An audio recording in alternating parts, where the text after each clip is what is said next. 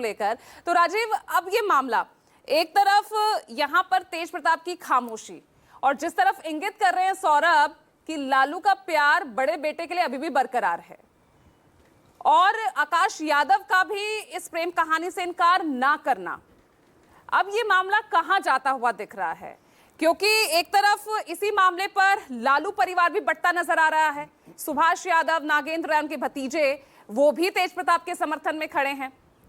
तो ये आंतरिक कलह के बीच आरजेडी पर ये सब जो इस वक्त संकट छाया हुआ है, और इस बीच पीएम का कल 2 दिवसीय दौरा, ये मामला ठंडा होता नजर आएगा, ये कुछ और एंगल आगे यहां लेता नजर आएगा?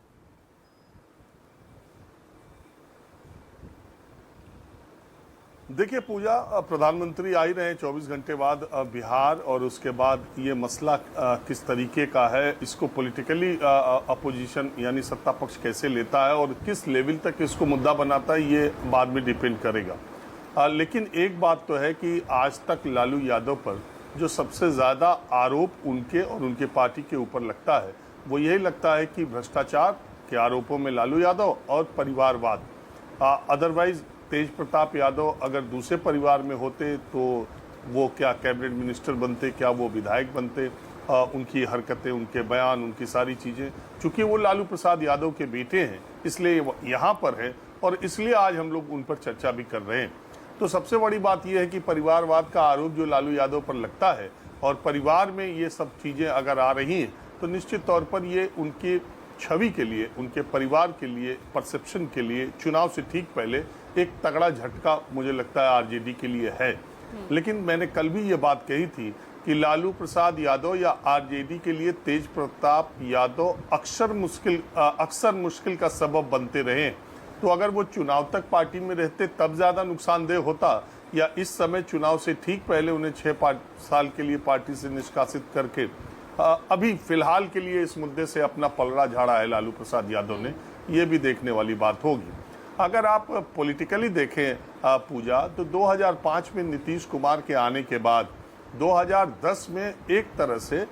2009 में 2004 में तो लोकसभा सीटें आरजेडी को मिली, लेकिन 2009 में वो 4 सीटों तक सीमित रह गई थी, और 2010 के विधानसभा के चुनाव में आरजेडी 22 सीटों पर, 243 विधानसभा सीटों में 22 सीटों पर सीमित रह गई थी। वो तो नरेंद्र मोदी को प्रधानमंत्री पद का उम्मीदवार घोषित करने के बाद जो मोह भंग हुआ नीतीश कुमार का, जिन्हें ये उम्मीद थी कि एनडीए के प्रधानमंत्री पद के उम्मीदवार शायद 2014 के लोकसभा चुनाव के लिए वो हो सकते हैं, और इसकी वजह से उन्होंने बीजेपी से हाथ छुड़ाया था, और उसके बाद लालू यादव से मिलकर 2015 में जो चुनाव लड़ा था, तब जाकर के आरजेडी को 80 सीटें मिली थी, और एक बार फिर से पॉलिटिकली रिवाइव हुई आरजेडी नीतीश कुमार के साथ जाने के साथ, और वो जो महागठबंधन बना, और उसी का ये असर रहा कि 2020 में भी आरजेडी पहली पार्टी के तौर पर, हालांकि 1 सीट का अंतर था, 75 सीटें आरजेडी ने जीती और 74 सीटें बीजेपी ने जीती, लेकिन बावजूद इसके जब लालू प्रसाद यादव रांची की जेल में थे, और 2020 के विधानसभा चुनाव में मैं 2-3 महीने रहा था, तो मुझे अच्छे से याद है कि सारे पोस्टर, सारे बैनर्स पर तेजस्वी यादव का फोटो लगा था, और अकेले तेजस्वी यादव ने जनसभाएं करके और आरजेडी का चेहरा बनकर के वो चुनाव लड़ा था। तब उन्हें 75 सीटें मिली थी, वो सीटें और भी ज़्यादा मिल सकती थी, महागठबंधन और भी आगे जा सकता था। उसकी बहुत सारी वजहें, 4-5 वजहें तो सामने दिखाई देती हैं, जिस तरह से ओवैसी ने 5 सीटें सीमांचल में जीती, और भी कुछ वजह है। कांग्रेस को गठबंधन में जो सीटें दी गई, हालांकि कांग्रेस कहती है हमें हारने वाली सीटें ही दी थी। तो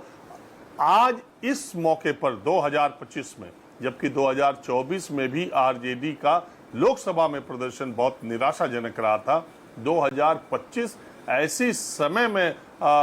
विधानसभा चुनाव होने जा रहा है जब आरजेडी के लिए करो या मरो की स्थिति है, और ऐसी स्थिति में उनके परिवार की कलह सतह पर आना, और तेज प्रताप यादव का मूड तो आप जानते हैं। अगर वो और भी बातें आगे बढ़ी, अगर उन्होंने कुछ और भी चीज़ों का खुलासा किया, या तेज प्रताप यादव से जुड़े लोगों ने इस लालू परिवार के बारे में और भी कुछ सनसनीखेज बयान या कुछ नई चीज़ें सामने आई, तो ये चुनाव उनके लिए मुश्किल होता जाएगा। लेकिन मैंने हमेशा आपसे ये कहा है कि चुनाव में, यही देखिए अभी महाराष्ट्र के चुनाव हुए थे, जिन अजीत पवार, जिन लोगों पर सारी बातें कही थी बीजेपी ने, गठबंधन के साथ चुनाव लड़े और महाराष्ट्र में एनडीए गठबंधन को इतनी सीटें मिली जितनी किसी गठबंधन को कभी भी महाराष्ट्र के चुनाव में इतनी ज्यादा सीटें नहीं मिली। तो ये चुनाव किस तरफ किन मुद्दों पर झुकेगा बाद में ये कहना मुश्किल है, लेकिन लालू प्रसाद यादव के लिए और उनके परिवार के लिए, आरजेडी के लिए मुश्किलें तो बढ़ी।